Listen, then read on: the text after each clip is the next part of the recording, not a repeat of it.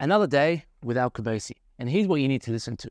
Now, the system and the school and whatever we have going on right now, it's just another day. It's another sort of process. And it's been going on for the past 15, 20 years, whatever, right? But there's a lot of things involved with this. There's a lot of changes that need to happen. There's a lot of things that we need to look forward to so that the younger generation that is currently growing right now is literally going to better the economy, picture a better lifestyle for each individual for themselves, right? By being completely inspired.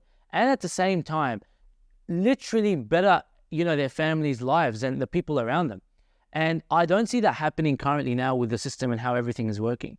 The kids that we're talking about now, if I was to go to different schools and actually put a survey down for each individual and ask this simple question, do you look forward to going to school every day? I can promise you now that 80% of the answers would be no.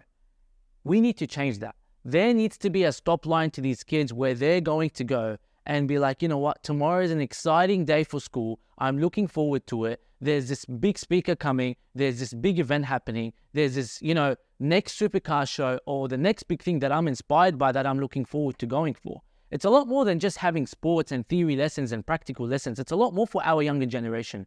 They need to be inspired by things that actually matter after school. This is such an important thing because if we look at the system, right, for the past 10, 15 years, we're still learning what's the height of a triangle times the width that does nothing for 10, 15 years of our afterlife in school or the next 50 years of our afterlife, right? It just does nothing and it doesn't really compel with what's going on in reality, what's going on with life. School was never there to teach you about what was going to happen if, the next big COVID thing hit and what you needed to do and how you needed to handle it and how you could support your family financially while they're struggling. That never happened. Where was that when, the whole COVID thing broke down and the system wasn't there to actually educate these kids on that and actually bring a benefit to their families and the people around them? The system needs to work its way around changing things for these kids to look forward to going to school, because the moment these kids start loving what they do, they're going to continuously develop. They're going to continuously become better at what they do. And if they do become better, our economy becomes better. The people around them become better.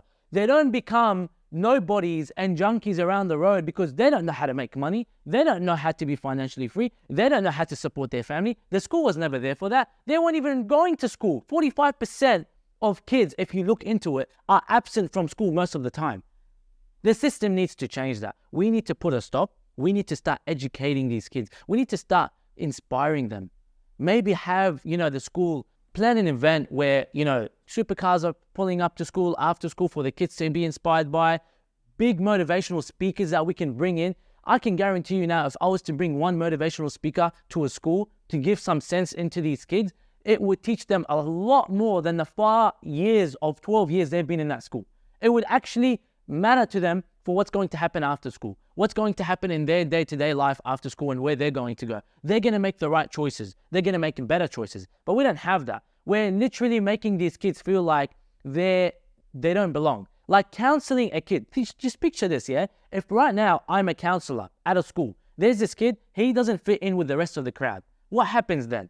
If I tell this kid, hey, we need to counsel you, what's going to happen? Isn't he going to feel as if he is not like the rest of the crowd? Isn't he going to feel, as if like he doesn't belong? We need to work on that. We need to educate these kids where we need to put the belief and trust into them that, look, you could do it. The system is there to support you. The system is there to inspire you. And this is what the 1% talks about, because part of being in the 1% is us here showing kids and inspiring them at an early age. And we always love to tell the young kids, the young generation, everyone here listening to this, someone like me that's grown up, right, in school and has seen the worst and the best, I can tell you right now that the system is not it. And at the same time, the 1% here is there to inspire you. The 1% is here for you to listen to and actually take value from, because this is what we're about. So let's start listening to the 1% and start taking advice, because we're here to give you the sense of reality at an early age so that you're ready, you're compelled, and you're ready to change people's lives and change the economy and better everyone's lives around you. Take care.